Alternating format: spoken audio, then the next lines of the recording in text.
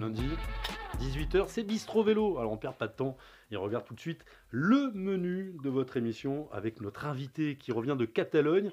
Alors on va commencer par un petit gazpacho catalan. Je vous donne pas encore son identité. On parlera aussi de Flandre. Et oui, milieu de semaine, il y aura à travers les Flandres dimanche, ce sera le Ronde de Van Vlaanderen et on reviendra également sur Grand Wevelgem. Un bon gâteau de Savoie pour terminer. Il est né à Grenoble, mais il vit à Chambéry. Il a tout fait à Chambéry. C'est Nance Peters que l'on retrouve. Nance, à la tienne. Comment ça va? Merci Guillaume, merci pour ton invitation. Très bien. Tu reviens juste de Catalogne, là. On va regarder un petit peu, pour ceux qui ne connaissent pas, le graphique, comme on appelle chez nous, le palmarès de Nance Peters, qui a fait toute sa carrière chez Vincent Lavenu. Tu as commencé dans l'équipe Chambéry Cyclisme Formation. Tu es passé pro en 2017, toi qui as été Vélo d'Or Espoir français. C'était en 2015. Le palmarès, il est déjà lourd. Tu gagnes peu, mais tu gagnes bien. Une étape du Tour de France, c'était à Loudanviel, tout le monde s'en souvient, en 2020. Une étape sur le Giro à Antols. On aime Antols sur Eurosport. Il y a du biathlon aussi là-bas, c'était en 2019. Et récemment, une course incroyable, le Trophée Leguelia. 35 à l'arrivée et Nance Peters pour s'imposer. La Catalogne, ça s'est passé comment? Tu t'es échappé? Tu peux pas t'empêcher de t'échapper? C'était sur la quatrième étape? Ouais, c'est ça, c'est ma marque de fabrique. Moi, je suis un coureur qui va de l'avant et c'est ma seule manière de m'exprimer. Je suis pas un coureur de classement généraux, je suis pas le meilleur grimpeur, je suis peut-être le moins bon des sprinteurs du peloton. Donc voilà, il faut que j'aille de l'avant pour essayer de mettre sous les lumières.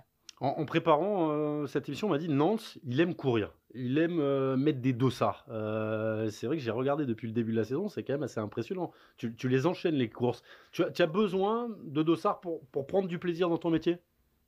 Ouais, complètement. C'est ce que je préfère dans mon métier, c'est les courses. On s'entraîne pour être sur les courses, pour être fort sur les courses. Et c'est que ça, plus on en fait, plus on veut en faire. Et si ça tenait qu'à moi, j'aurais même ajouté encore une petite course en début d'année, un petit Howard ou quelque chose comme ça. Le mois de février était un peu long, 4 semaines sans courir autour de l'Australie, ça me manquait. Donc, ouais, j'aime les gros enchaînements, les gros blocs de course, et c'est ce qui me met sous pression et ce qui me met en bonne canne. Et si on compare, tu te sens mieux après avoir enchaîné deux trois dossards haute intensité ou en prenant 4 5 jours à faire des longues sorties à border pendant 5 ou 6 heures? Ouais, souvent là où je marche le mieux, c'est quand je sors de stage, que je fais des gros volumes, pas forcément beaucoup d'intensité, mais j'ai besoin de faire des heures de selle. Et donc, soit sortie de stage, soit sortie de course. On le voit sur les grands tours. Souvent, au bout d'une semaine, c'est là que j'atteins mon meilleur niveau. Et même sur les courses d'une semaine, au bout de 3 4 jours, c'est là où je suis meilleur, mieux que sur la première étape en tout cas. Vous savez, nous sommes en direct sur YouTube tous les soirs à 18h. Vous pouvez retrouver l'émission et vous pouvez poser vos questions. Il y a Fred qui vient d'arriver, il y a Clem qui est là, Adri également qui commence à envoyer quelques missives. On en reparlera dans quelques instants. Moi, je voulais revenir sur ce qui s'est passé hier du côté de Montjuic. Tu étais un témoin privilégié. C'était un petit peu toute la semaine. Un coup Remco, un coup Primož et les autres derrière. Impressionnant ce qu'ils ont fait. Victoire hier, dernière étape de Remco, le général pour Primož Roglic. C'est dur d'exister quand ça envoie des watts comme ça. Je pense que vous avez mieux vu la course que moi. Moi, je la voyais en replay parce que au moment où ils se mettaient des grandes peignées, j'étais plus à leur hauteur. Et c'est vrai que les deux, ils sont énormes. Et bah, nous, derrière, on se partage les miettes. Voilà, si on prend la Catalogne, c'était Evenepoel, c'était Roglic. Mais sur les autres fronts, on a Van Aert, on a Pogacar, on a Van Der Poel. Et après, il reste plus grand-chose. Une fois que ces 5 coureurs-là se sont servis, nous, on prend ce qui reste. Alors bon, bah voilà, faut se jeter sur les miettes quand il y en a une qui traîne, quoi. Et ils disent quoi les DS au matin? Ils font des plans pour être 3, pour être 4? Parce que là, c'est compliqué d'exister. On l'a vu hier sur Grand VL Game aussi. Alors, on joue sur différents tableaux. Des fois, bah, on espère toujours forcément courir pour gagner, hein, sinon on ne prendrait pas le départ, ça vaut pas le coup. Mais voilà, on essaye de prendre l'échappée. On se dit, il y a quand même une chance. Il y a des journées qui sont propices aux échappées. Bon, malheureusement, ça n'a pas marché sur la Catalogne. Mais il y a toujours des courses qui arrivent pour les opportunistes. Et après, les places d'honneur pour le classement général, dans le top 10 en World Tour sur une semaine, c'est quand même quelque chose qui cause. Donc voilà, on a toujours un leader avec principalement Ben O'Connor autour de lui. Et après, voilà, on joue sur deux tableaux. Ouais, de tableau. Et puis tu as déjà gagné, toi, Vincent doit être content. C'était sur le trophée La Egualia. Alors on a une photo de toi à l'arrivée, justement, ça tombe bien. Il y a une question. Je sais plus qui c'était. C'était Clément qui te félicitait pour cette victoire. Il te demandait est-ce que tu n'étais pas un peu dégoûté que cette course ne soit pas retransmise à la télé. Pas de chance, hein, parce qu'elles sont toutes retransmises en ce moment. Trophée La Egualia, tu t'imposes. On voit hein, le podium, tout le monde est transi. 35 à l'arrivée, temps pourri. T'étais déçu de pas, de pas être à la télé? Bon, tant pis, ce qui compte, c'est d'avoir la ligne au palmarès. Après, la télé, c'est sûr que c'est bien, c'est du bonus, mais bah, pour tous ceux qui me suivent, c'est sûr que c'est mieux d'avoir la télé. Et bah, on compte sur vous pour l'année prochaine pour qu'elle y soit. Non, mais change de course. Nous, on avait 3 courses ce jour-là. Je change de course. Copy Bartali, je suis désolé pour Rémi Cavagna, je suis désolé pour ceux qui ont gagné là-bas, mais on les a pas vus. On les a pas vus. On va écouter quelqu'un que tu connais bien. Tu as normalement quelques Ouais. vidéos sur ton portable. Bah, c'est celui qui t'entraîne au jour le jour, c'est Alexandre Abel, ton entraîneur dans cette équipe AG2R Citroën Team. Regarde la vidéo. Oui. Parti. Salut Nance, j'imagine que tu as respecté le programme à la lettre aujourd'hui comme d'habitude. Du coup, une question en conséquence, préférerais-tu avoir la valise la mieux organisée du World Tour ou gagner un... Salut Nance, j'imagine... Toi, t'es bordélique. Vu la question, t'es bordélique. Alors non, pas C'est du tout. l'inverse. Je pense que la valise la mieux rangée du peloton, je l'ai déjà, donc je préfère gagner un monument parce que voilà, le classement de la valise, c'est clair et net. Je suis le mieux organisé du peloton, donc C'est-à-dire, tout est au ah millimètre. ouais, ouais, moi je suis très carré. Chaque chose est à un endroit précis. La paire de chaussettes, elle va dans un coin de la valise. On est proche du toc, là, Nantes. Non, mais au moins, je suis organisé et je sais que je me disperse pas. Je sais où j'ouvre ma valise, je sais ce dont j'ai besoin pour le lendemain et voilà, tout est calé, tout est toujours nickel. Au moins, je sais où j'en suis, quoi. Qu'est-ce que tu travailles en ce moment avec Christophe? Et Christophe? Pardon, avec Alexandre. Avec Alexandre, Avec Alex, avec Alexandre pas de Abel. souci. Et ben, c'est vrai que j'avais perdu un petit peu de qualité, d'explosivité sur mes 2 dernières saisons qui ont été un petit peu compliquées avec pas mal de petits soucis de santé, tout ça. Et donc, on a rebossé pas mal l'explosivité cette année. On a fait une prépa inversée où on a d'abord bossé les intensités avant de bosser le volume. Et ça m'a plutôt bien réussi avec notamment des cyclocross, tout ça, pour avoir une bonne condition dès la reprise de la saison en Australie. Et c'est quelque chose qu'on travaille pas mal et voilà, on cible vraiment mon profil après, c'est-à-dire la montagne, les échappées, les efforts longs. Et voilà, tout ce qui est chrono, sprint, on met un petit peu de côté, même si c'est toujours intéressant de travailler pour vraiment être optimisé au maximum mon potentiel. À 30 ans, tu arrives dans cette zone d'âge. Est-ce que l'entraînement change, justement? Est-ce qu'on borne plus? Est-ce qu'on borne moins? Moi, je me rends pas compte. J'en ai encore que 29, hein, je suis encore jeune. Ouais, ouais, ça va, ça Mais, va. mais non, bah, je suis un coureur qui a toujours fait pas mal de bornes. Et après, c'est sûr que je peux pas en faire à l'infini, toujours plus non plus. Il faut quand même avoir des périodes de récup. Mais moi, une saison à 30 000 bornes, ça me fait pas peur. C'est ce que je fais depuis 3 4 ans. Après, voilà, c'est la manière de les encaisser aussi qui change un petit peu, la manière de les disposer, faire des plus gros blocs, des semaines à 30 heures que je faisais pas forcément par le passé, que j'arrive à encaisser maintenant et qui me font passer encore un cap aujourd'hui sans forcément mettre un gros volume supplémentaire sur le volume de l'année globale. Il y a une question, là, on va l'écouter tout à l'heure. Benoît Cosnefroy, vous connaissez depuis un longtemps, depuis Chambéry. Vous étiez même en chambre ensemble, je crois, il y a quelques années. Ouais, on était en coloc aux appartements du Chambéry Cycliste Formation, qui est devenu 23 aujourd'hui. On a fait 2 ans dans le même appart. Je ne vais pas dire de bêtises, je crois que c'est 2 ans, ouais. Et il en garde un souvenir ému. Il a une question pour toi. On l'écoutera tout à l'heure. Non, là, la question, c'est sur Benoît. Alors, on parlait de la valise. Fred nous demande, elle est plus organisée que celle de Benoît, la valise? Ah oui, il n'y a pas photo. C'est lui le bordélique. Ouais, il n'y a pas photo, ouais. Allez, on va faire le petit questionnaire Bistro Vélo, puisque c'est ta première venue ici. On va essayer d'apprendre à découvrir un petit peu Nance Peters, mais vous le connaissez à travers cette victoire. Questionnaire Bistro Vélo de Nance Peters. Nance, ton meilleur pote dans le peloton? Dans le peloton,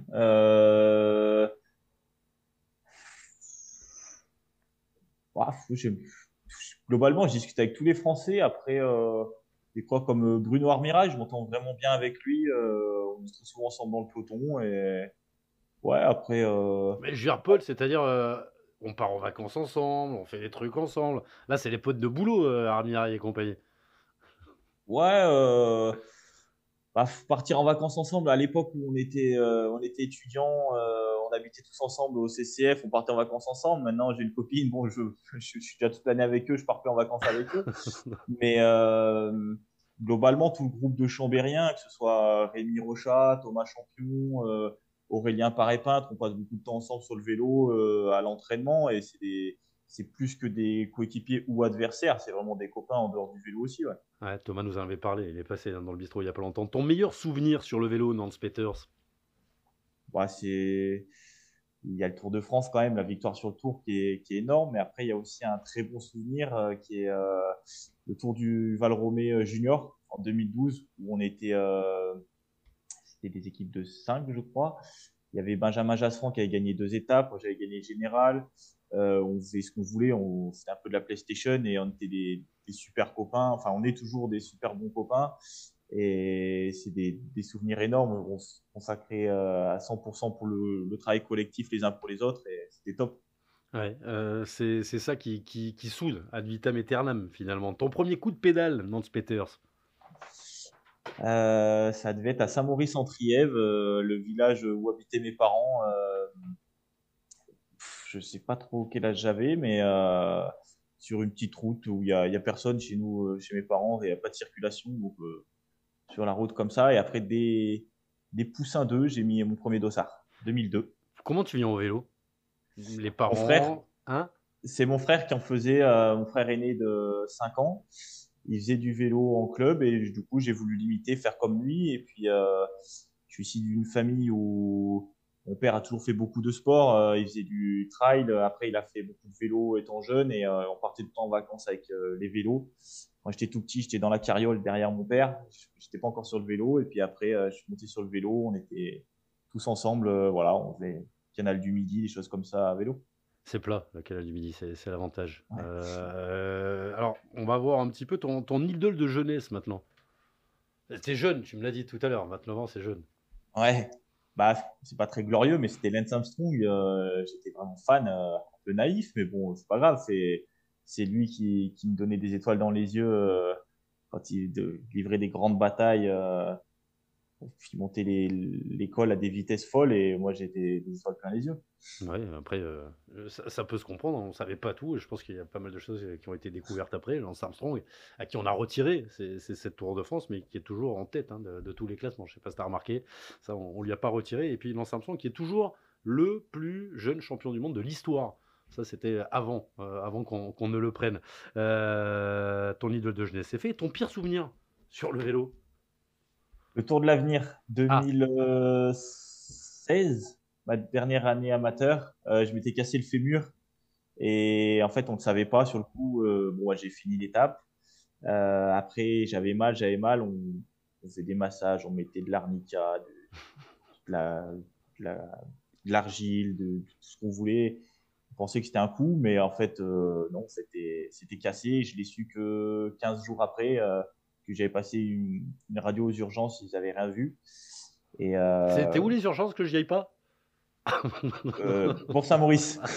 Alors, on peut pas, on a des copains là-bas. Allez, De toute façon, tu es obligé. Quand tu es dans les montagnes, c'est au Bourg-Saint-Maurice, tu es obligé de te retrouver là-bas. Il y a pas voilà. 25 solutions.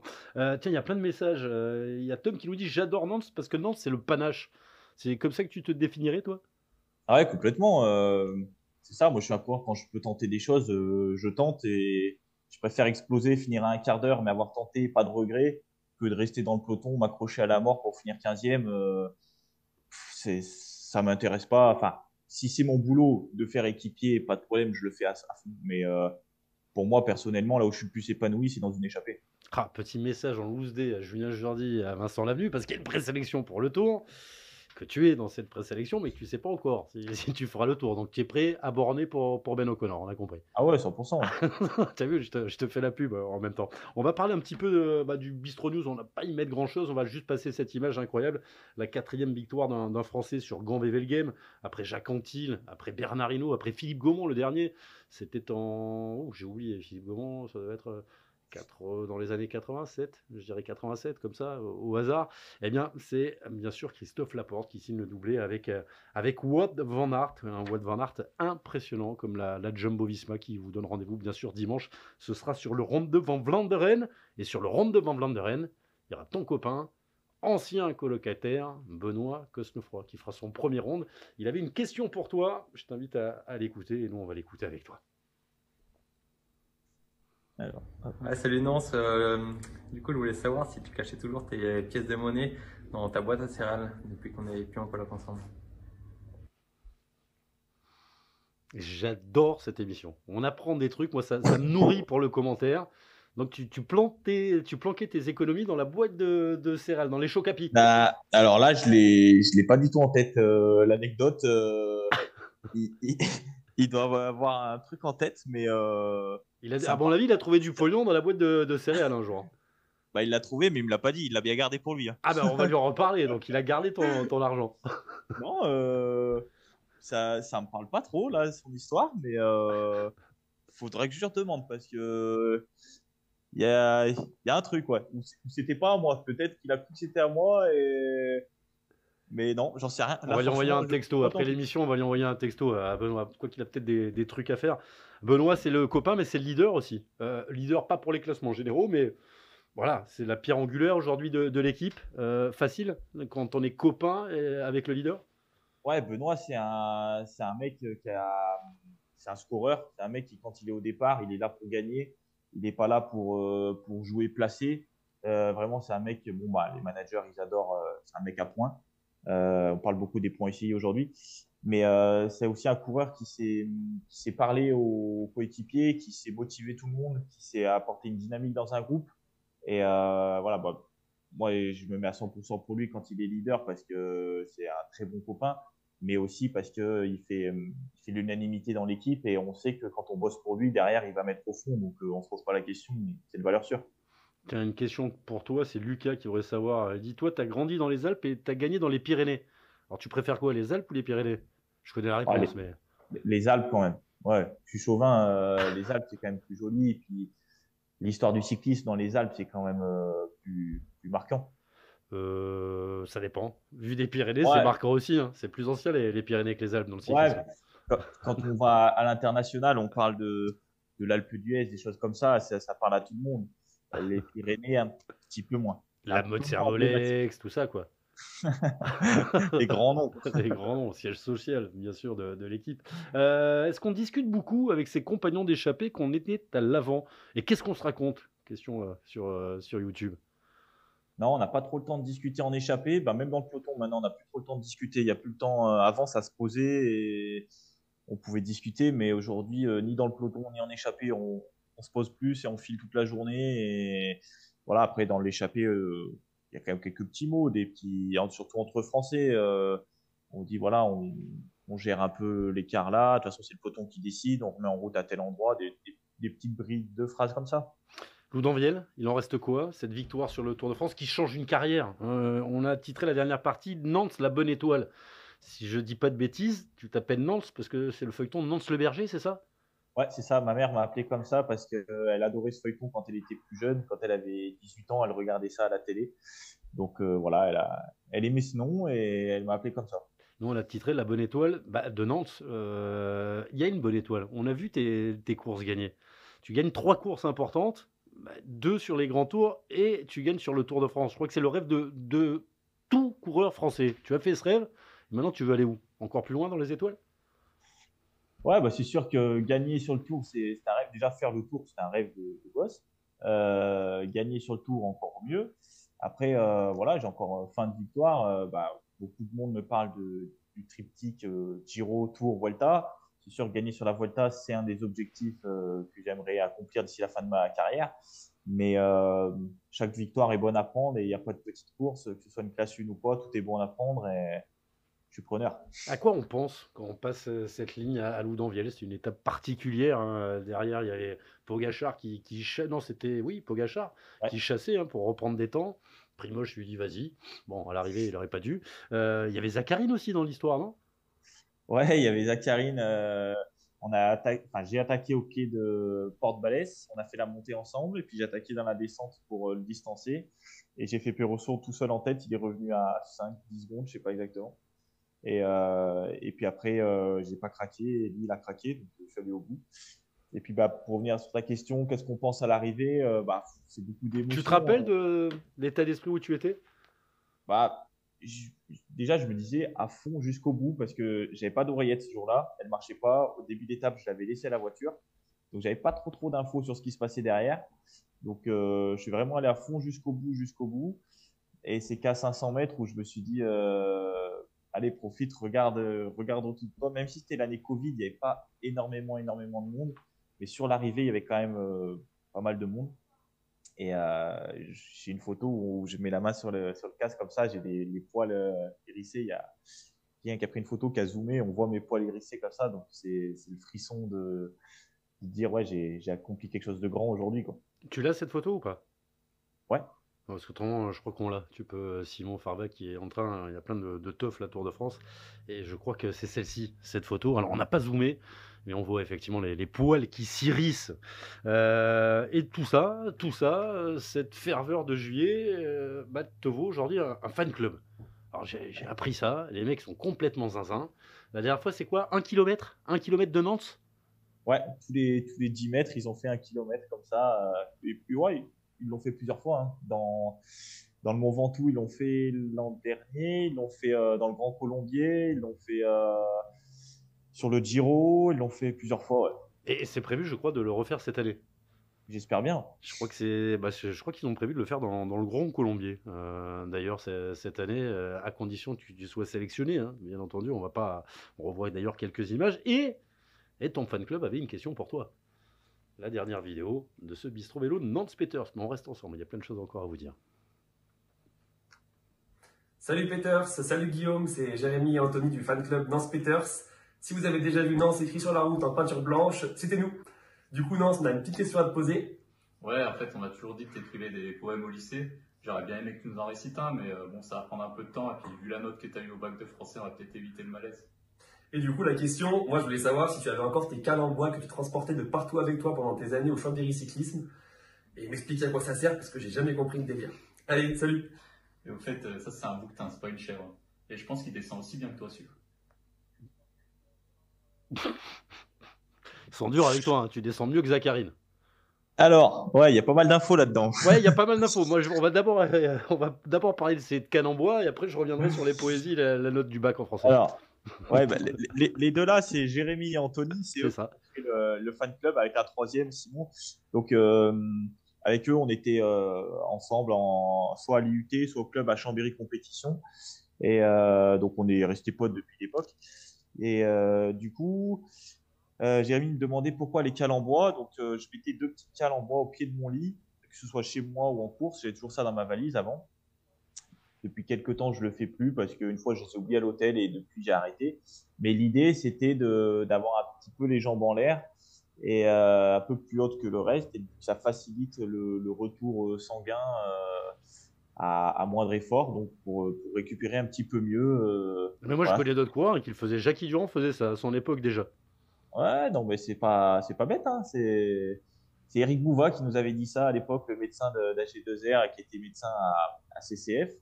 Et du coup, il nous avait sensibilisé là-dessus. Il nous a dit c'est un petit truc qui coûte que dalle, faites ça. Et voilà, donc j'avais adopté ça et j'aimais bien. Et tu as arrêté parce que tu as perdu tes cales. Ouais, non mais. Non, mais je sais pas, on pourrait demander, je sais pas, quand il y a Nantes, on met 2 cales dans le bus, quoi, on le sait. Non, j'avais toujours mes petits pavés là, en bois dans la valise avant.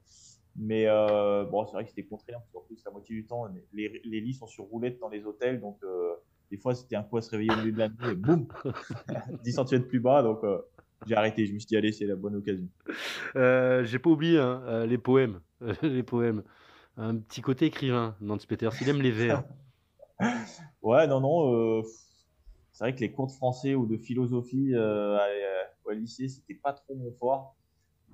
Du coup, je me suis dit, j'étais parti dans un délire comme ça avec deux copains. Et j'avais écrit des trucs comme ça, mais non, c'était. Tu les as pas gardés? Non, Mais si c'est tu les avais pas. gardés, tu me le dirais pas parce que je te demanderais de les lire. Non, ce serait pas très beau, je pense. Je serais Et la déçu. note de français au bac? On peut en Deux. parler? 2. Ouais, hors sujet. Ah bah voilà, tu as pris le risque. Qu'est-ce que le risque? Le risque, c'est ça, tu as rendu la copie vierge. Voilà. Au début, j'y pensais qu'ils avaient oublié une feuille, mais du coup, j'ai demandé à la voir. Et non, il y avait bien toutes les feuilles. Il y avait écrit hors sujet, hors sujet, hors sujet. Voilà. Ah, t'es tombé sur un dur. T'es tombé Ouais. probablement Cadeau.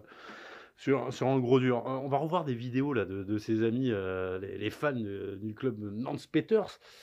Tu arrives à les voir en plus en course. C'est-à-dire que 2-3 fois, Ah tu ouais. t'es débrouillé sur les courses et tu arrives à passer un petit moment. Ça te donne un petit supplément d'âme là quand tu sais qu'ils sont sur les courses? Obligé de dans l'échapper, j'imagine. Déjà, on peut pas les rater parce que quand ils sont au bord de la route, ça crie, ça klaxonne, il y a des déguisements. Avant d'arriver à leur niveau, déjà, je sais plus ou moins où ils vont être. La veille, ils m'ont prévenu. Et puis, bah, la route, elle est repeinte à mon nom, donc c'est assez visible quand même. Et si je suis lâché et que j'ai le temps, bah, je m'arrête, un petit coucou, ça fait toujours plaisir. Puis je les remercie d'être venus aussi m'encourager. Et puis après, quand je suis échappé, bah, ça pousse, ça fait plaisir. On essaiera de venir, nous, la prochaine fois. D'ailleurs, vous pouvez devenir membre du fan club Nance Peters. Il y a un t-shirt, il y a la casquette, il y a même les goodies maintenant. Ouais, c'est ça, ils sont à fond. Chaque année, ils font un petit truc de nouveau. Voilà, cette année, ils ont ce t-shirt-là. Ils ont tout prévu, hein, ils me l'ont même donné. Ah, je le vois pas bien. Tu peux le mettre au centre, on l'a pas bien vu parce que moi j'avais la photo de l'autre. Ah, il est bien. Il est bien. Voilà. Voilà, ils ont les casquettes. Cette année, c'était le garde-boue. Cette année, je ne sais pas ce qu'ils prévoient. Enfin, voilà, c'est chaque année une petite nouveauté. Il faut se faire une teuf, un de ces quatre, pour les remercier en fin d'année. Ah ouais, Ça fait. Moi, je viens. Chambéry, il n'y a ouais, aucun pas problème. de problème. On enverra l'invitation. Ouais, au col du Granier, par exemple, comme bien Samuel Dumoulin, je crois que dans son ancienne boulangerie, il avait fait le granier avec son frangin. On viendra manger des graniers avec vous. Parlons du Giro un petit peu, revoyons ces beaux moments. C'est quand même beau, quoi. Tour de France, Giro. Antols, encore une étape de montagnard. C'est ta première grande victoire, celle-là. Ouais, en solitaire, bah, de toute façon, elles sont forcément en solitaire parce que, comme je disais tout à l'heure, je suis pas bon au sprint. Et ouais, j'avais mis une seule attaque. Voilà, j'avais rien à perdre. J'avais été maillot blanc un peu plus tôt sur le Giro. Donc, je me suis dit, allez, je tente. S'il y avait des gros noms, et je pense qu'ils sont un petit peu marqués, un peu regardés, ils ne me connaissaient pas. J'ai tenté. Puis après, voilà, il y a une petite histoire sur le site d'arrivée. C'était le pas de tir de biathlon d'Anterselva. Exact. Et voilà, quelques mois plus tard, il y a Emilia Jacquelin qui a été champion du monde sur ce même pas de tir, donc c'est une belle histoire. Emilia Jacquelin qui est assez proche de l'équipe. Ouais, il était encore là sur l'Estrade Bianchi, il avait besoin de se ressourcer un petit peu après sa saison de biathlon un peu écourtée, et il était dans le coin là-bas, du coup l'équipe l'a invité à passer la journée au bord des chemins et de vivre ça de l'intérieur.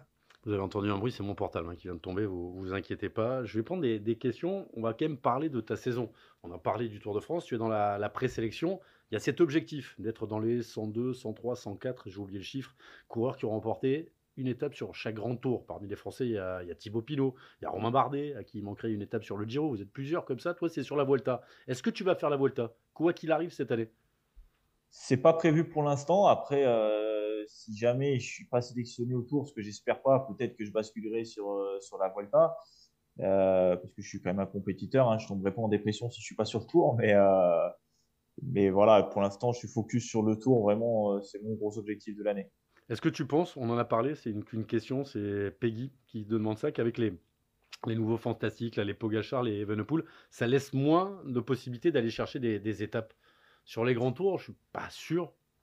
Ah, un En petit montagne, peu c'est moins. compliqué parce que c'est des Voilà. étapes décisives. Et donc, ils vont faire rouler. C'est ça, en fait, on voit qu'ils ont faim de toutes les victoires. Ils laissent rien aux autres, en fait, parce qu'à l'arrivée, il y a 10, 6, 4 secondes de bonif. On voit que sur la Catalogne, ça s'est joué à 6 secondes. Donc, si le coureur est bien, il va faire rouler son équipe pour prendre prendre 4 secondes d'avance sur l'autre et voilà, et tuer l'échappée pour 4 secondes, alors qu'il pourrait se faire la guerre derrière pour une seconde bataille En pour le niveau, ils sont général. tellement proches que c'est vrai que maintenant ça joue à la bonif et on fait Ouais. rouler à ça. 80 bornes de l'arrivée pour aller chercher une bonif pour Evenepoel, pour Roglic et les autres, puisque là Ça. tu étais en Catalogne. Ouais, bah, on l'a vu même la 4e étape, je crois. Au bout de 70 bornes, l'échappée n'était pas partie, ils ont fait la bonif. Au bout de 130 bornes, l'échappée était déjà reprise, ils ont fait la bonif. En fait, ouais, ils prennent tout, quoi. C'est des sprints à points, mais aussi bonif. Donc, les sprinteurs, ils les tuent, les grimpeurs, ils tuent, les échappés, ils tuent tout, en fait. Et ça tue un peu la course, mais bon. Non, mais c'est peut-être à réfléchir, hein, les organisateurs. Je pense pas qu'ils aient envie à chaque fois de voir les échappés être pris, donc il faut peut-être enlever les bonifs à l'arrivée. Ouais, Thierry Gouvenou et tous ceux d'ASO pensent à ce genre de choses, hein. Là, on avait enlevé des bonifs sur Paris-Nice, on les avait Après, on les avait doublés, sauf que ça fait l'inverse. Sur Pour nous, Paris-Nice, tout le monde est allé chercher la bonif. Pardon, non, Pour nous, ouais, pas de souci. Pour nous, les coureurs qui sont dans un second rideau, c'est un peu dommage, mais à la télé, ça rend super bien. Des batailles Evenepoel, Roglic, il n'y a pas tout acheté non plus, hein. Je pense que celui qui est devant sa télé, il trouve ça trop beau parce que même à Colanté, hein, je te rassure. Hein. Quand ça part à 80 bornes de Gambé-Velgem, c'est mieux que quand on attend la dernière montée du Kemmel. Ah bah oui, c'est sûr. Et puis, non, il y a quand même une démarche qui est faite pour livrer du spectacle avec des bonifications qui sont posées à 15 bornes de l'arrivée, comme on l'a vu à Paris-Nice. Et des fois, les coureurs ne se relèvent pas, alors que normalement, c'est une échappée dédiée aux sprinters, une étape dédiée aux sprinters. Et là, ils partent en échappée. Donc, ça fait de la course quand même, les bonifs. Et je pense que c'est une bonne chose de les garder quand même. On a plein de questions, on va en prendre quelques-unes comme ça, et puis on va te laisser. Il est déjà 18h32, hein, tous les lundis, 18h, YouTube, c'est Bistro Vélo. La semaine prochaine, ce sera Valentin Madouas, peut-être le vainqueur du Flandre, imagine. Il gagne le Tour des Flandres le lendemain, bon. Je pensais que tu allais gagner la dernière étape à Montjuic, tu vois, ça n'a pas marché. Chez AG2R Citroën Team, on a un petit peu perdu l'ADN de l'équipe sur les grands tours, même s'il y a Ben O'Connor, c'est Clément qui dit ça. Sur les classiques, c'est un peu compliqué, on sait que Greg Van Avermaet était grippé, on va voir comment ça va se passer. Ce sont quoi les réels objectifs de l'équipe cette année? Ça, faut demander à Vincent Laville. Je sais, c'est une question pour Vincent. Ça. Non, mais non, je pense que nos ambitions au niveau du classement général sont encore très élevées. On a Ben O'Connor qui marche très fort. Il l'a prouvé. Il a été malade sur Tirreno. Ben, voilà. Ça a été compliqué après de reprendre. Il va revenir en bonne forme. C'était juste la maladie qui lui a pourri son début de saison. Il a fait 3 saisons énormes par le passé. Là, le début d'année, voilà, Down Under était très fort. Il a été un petit peu malade là, donc il est un tout petit peu en dedans, mais voilà, pas d'affolement. Mais on a aussi Félix Gall, Aurélien Paré-Peintre qui marche très fort, qui va être leader sur le Giro. Aurélien, il peut jouer les tout premiers rôles. C'est un futur grand coureur de classement généraux. Avec une très belle victoire d'ailleurs cette année, hein, comme toi, c'est l'autre belle victoire, c'était sur le Tour du Haut-Var et des Alpes-Maritimes, la dernière étape. Ouais. Non, Aurélien, il va faire un très beau Giro, j'en suis sûr. Et on a quand même des très bons points pour le classement général. Après, sur les classiques, bah, voilà, on voit que les Jumbo sont aussi très très forts, mais on a fait très peu de courses, il y en a eu 4-5. Voilà, il faut faire les comptes après Liège, on va dire. Il y a les Flandriennes, il y a les Ardennaises. Faut pas faire les bilans tout de suite pour l'équipe. Et puis on a Benoît qui rentre aussi sur les Flandres, Greg qui était un peu malade. Voilà, c'est des courses très aléatoires aussi avec la météo. Donc Oliver, Stan, Benoît, Greg, je ne me fais pas de soucis pour eux. Il y a forcément une course où il va y avoir un coup d'éclat. Une autre question, qui n'est pas forcément pour toi, mais elle est là, je la prends. Hein. On aimerait bien voir Benoît Cosnefroy sur le Tour de France. Est-ce qu'on va revoir Benoît sur le Tour? Moi, je pense que Benoît, il ne faut pas qu'il m'écoute, n'est pas un coureur de grand tour. En tout cas, à chaque fois qu'il est allé sur des grands tours, il a eu des problèmes. Par contre, Grand Prix de Montréal, course d'une journée, Amstel l'année dernière, c'est plus dur pour l'instant pour Benoît sur les grands tours. Tu partages cet avis? C'est sûr que Benoît, c'est un coureur de course d'un jour qui cible et qui marche énormément sur la fraîcheur. Après, sur les grands tours, il y était souvent pour espérer prendre le maillot jaune au début. Quand ça a été le départ en Bretagne, quand je crois que c'est Van Der Poel qui avait gagné le premier jour. C'est ça le problème. C'est que là, il va y avoir Alaphilippe, il va y avoir Binyam Girmay, il va y avoir Mathieu Van Der Poel qui vont tous essayer d'aller chercher le maillot jaune sur les premières Ouais, étapes. bien sûr. Mais Benoît, il fait partie de ces grands coureurs qui sont capables de gagner dès le premier jour ou le deuxième jour. À Bilbao, c'est puncher, peut-être grimpeur aussi. C'est très très dur. Mais Benoît, sur la fraîcheur, sur une première étape, il peut être très très fort. Et en tout cas, il est dans la pré-liste pour le tour. Après, c'est sûr qu'en deuxième, troisième semaine, bah, c'est moins son avantage parce qu'il récupère moins bien. Bon, après, s'il prend, s'il prend le maillot jaune Voilà. dans les 3 premiers jours, le tour est fait. Hein. Bah, voilà, c'est ça. Hein, Et puis, le tour lui sert pour la suite. À chaque fois, il a fait des gros mois d'août, gros mois de septembre. Grâce au Tour de France, la surcompensation qu'il a eue derrière lui a fait décoller et décrocher ses grosses victoires à la suite du tour. Donc, il faut regarder dans l'ensemble. On va regarder le programme, nous, de cette semaine sur Eurosport, une semaine qui a déjà bien commencé avec ce Bistro Vélo Nance Peters, mercredi à travers les Flandres, le Grand Prix du Rhin, ne ratons pas le Grand Prix du Rhin, ce sera à 15h, ce sera en direct, et puis dimanche, c'est ronde 2, Tour des Flandres, 9h55 en compagnie de Steve Chenel, de Jackie Durand, Philippe Gilbert sur la moto, les filles également à 15h, lundi 18h, Bistro Vélo, avec Valentin Madoise qui sera justement sur le Tour des Flandres. On n'a pas parlé du mondomètre et du francomètre, on ne va pas en parler aujourd'hui, juste vous rappeler qu'il y a eu de belles victoires françaises cette semaine, puisqu'il y a eu 2 victoires pour Rémi Cavagna, c'était sur la semaine Coppi-Bartali, Alexis Guérin, je ne sais pas si tu as suivi ça, qui a la Bingle, 95 km d'échappée solitaire. Mieux qu'Evenepoel, mieux que... Il a gagné Alexis. Et puis, ça fait plaisir de voir Cyril Barth, également l'ancien de la BNB Hotel, qui est reparti à Burgos Biatch, qui s'est imposé sur le tour. C'était le tour d'Alain Thérault. La suite de ta saison. Je t'en ai pas parlé. On en a parlé off tout à l'heure, mais c'est important. On va regarder quelques teufs, des photos comme ça de Nantes, qu'on doit avoir dans un petit dossier pendant ce temps-là. C'est quoi maintenant? Là, sur le mois d'avril, je vais aller à Paris-Camembert, Besançon, Doubs, Jura, le Tour de Romandie, ensuite une petite coupure à la fin du mois et prépa tour, donc stage en altitude en Sierra Nevada, le Dauphiné, le championnat et le Tour de France. J'y compte bien. En tout cas, dans ma tête, il y est, quoi. On va vous laisser, ils vont vous laisser les Julien, les Stéphane, les Vincent sous pression jusqu'au championnat de France, comme d'habitude. Il y aura peut-être une partie de la liste dévoilée. Après, quand je serais surpris que Ben O'Connor fasse pas le Tour de France. Ouais, lui, il a déjà sa place attitrée. Il y a déjà son nom sur le siège dans le bus. D'accord. Et non, mais après, quand on sort du Dauphiné, on voit bien si on est dans le coup, si on l'est pas. Il y a beau avoir 16 noms aujourd'hui. Au mois de juin, il y en a toujours 3 qui sont blessés, qui sont malades, qui sont pas bien, qui sont en vrac, qui sont pas conservés dans l'équipe, qui sont des trucs comme ça. Et du coup, voilà, c'est à peu près, c'est pas trop une surprise quand on nous dit t'es sélectionné ou tu ne l'es pas. Un grand merci, Nantes. C'est un plaisir de passer 38 minutes avec toi parce que derrière le casque, derrière les espoirs, on connaît moins les garçons et grâce à Bistro Vélo, on voit que c'est quelqu'un qui aime parler, Nance Peters notamment. Tiens, j'ai pas parlé du pingouin. Je peux employer ce surnom, le pingouin? C'est comme ça, c'est ton surnom, c'est même sur tes pompes. J'ai vu ça sur une petite vidéo, là, tes nouvelles chaussures. Van Rysel, je pense. Je vais dire une bêtise. C'est ça. Ouais, chaussures Van Rysel. Donc, il y a un petit logo, le même que celui du fan club. Il y a juste écrit Peters. Et de l'autre côté, il y a un petit pingouin parce que, par rapport à mes sourcils et au fait que sur le vélo, vue d'hélico. Parce que le panda s'était déjà pris. Non, mais vu d'hélico, mes épaules, je vais de droite à gauche comme ça. Donc, je suis assez reconnaissable à la télé. Je bouge beaucoup sur le vélo. Donc, voilà. Vous savez encore de Jérémy du fan club qui m'a surnommé comme ça. On les remercie, Jérémy Anthony, le fan club Nance Peters. Adhérez au fan club Nance Peters pour faire des bons moments de convivialité, parce que je crois que c'est ça le but, et c'est ça l'ADN même du vélo. Un grand merci à Simon Farba qui est là, un grand merci à Quentin Guichard qui a fait tout l'habillage, et puis un grand merci également à monsieur Lucas Ferron, votre responsable de la com, qui nous a bien aidé pour les vidéos, pour tout ça. On reçoit un autre coureur tic-tac la semaine prochaine, un peu comme toi, on le reconnaît bien dans le peloton, c'est Valentin Madoise. Lui aussi, il bouge bien les épaules. Salut Nantes.